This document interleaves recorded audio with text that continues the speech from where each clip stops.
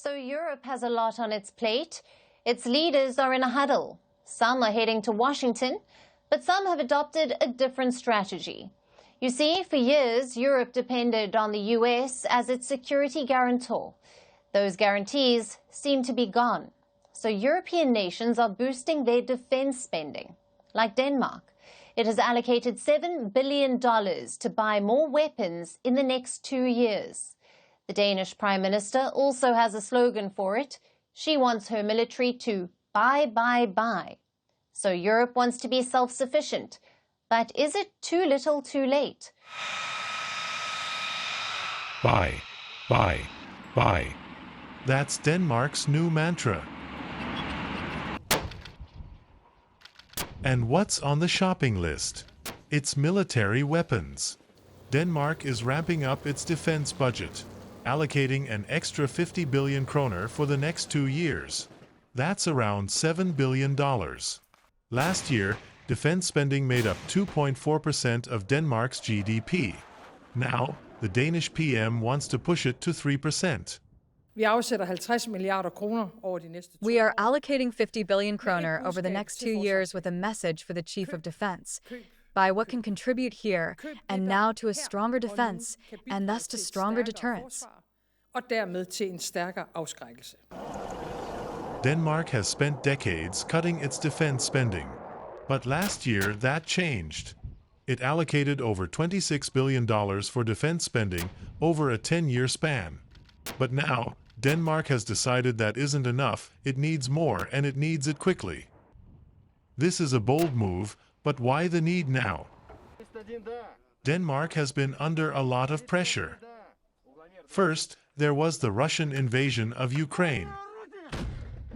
The war is at Europe's doorsteps. It has spooked European nations. Then came Donald Trump's plan to take control of Greenland. It is a part of the Kingdom of Denmark. There are also fears of US cutting security support to Europe. So all of this has left Denmark on edge. It wants to boost its own defense to the highest level in over half a century. We are facing an aggressive Russia that is rearming, and which may be getting ready to attack other countries. And we are in the most dangerous situation for many, many years. Therefore, because of the threat from Russia, in order to defend Denmark and avoid war, we are now embarking on further rearmament. And it's not just Denmark. Finland is also stepping up its defense spending. In 2025, it plans to allocate $6.8 billion to defense. By 2032, that figure could rise to $11.5 billion. If it does, Finland will be spending 3.3% of its GDP on defense, far exceeding NATO's 2% target.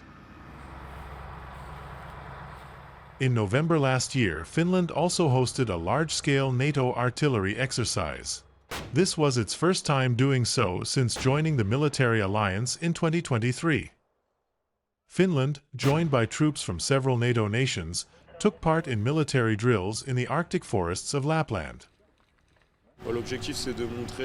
The aim is to show that we are ready to react to any situation, that we are training to react to any crisis situation in the face of our strategic competitors, whoever they may be. And this is just the beginning. With Russia's aggression looming and uncertainty in transatlantic ties, Europe is rethinking its defense strategy. Support from the US can no longer be taken for granted under the Trump administration.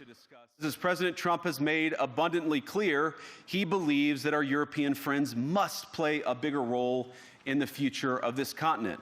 We don't think, you hear this term, burden sharing, but we think it's an important part of being in a shared alliance together that the Europeans step up while America focuses on areas of the world that are in great danger.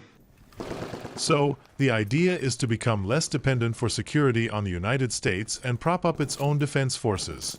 Denmark and Finland are just two examples, but across the continent military budgets are rising and alliances are being reinforced. The message is clear: Europe is arming itself for a new era of uncertainty. The question is, will it be enough? Merci beaucoup. Hi. How are you? Very well, thank you. Thank you for being here. Namaste, Mr. President. Bharat Kelogan, Komeri Namaste. How many people generally follow you in interviews? Typically, in a month, we have viewers up to 150 million. That's more than twice the population of France. And in the last 2 years, we had 3 billion viewers. So I say, Laurent, this is your chance to be famous. You're on Firstpost. One word to describe your equation with Prime Minister Modi. Amitié. As India and France work together, are you creating a new era of non-alignment in the technology space? India is a training superpower. 1 million engineers a year, more than all of Europe and the US combined. So we have that partnership. We have a partnership on the environment and the economy. We also have civilian nuclear programs. And that is something we've developed far beyond the France-India relationship. So we want to work together on AI. And then comes China with its DeepSeek, creating models at a fraction of the cost. Did that innovation take you by surprise? Did that breakthrough make you sit up and think, what did the Chinese do and how? But what did DeepSeek do? They took everything that was already available from the last AI model and then they recalibrated it. So are you going to ban Chinese AI in France? So we don't have this American approach of banning tech because of where it comes from.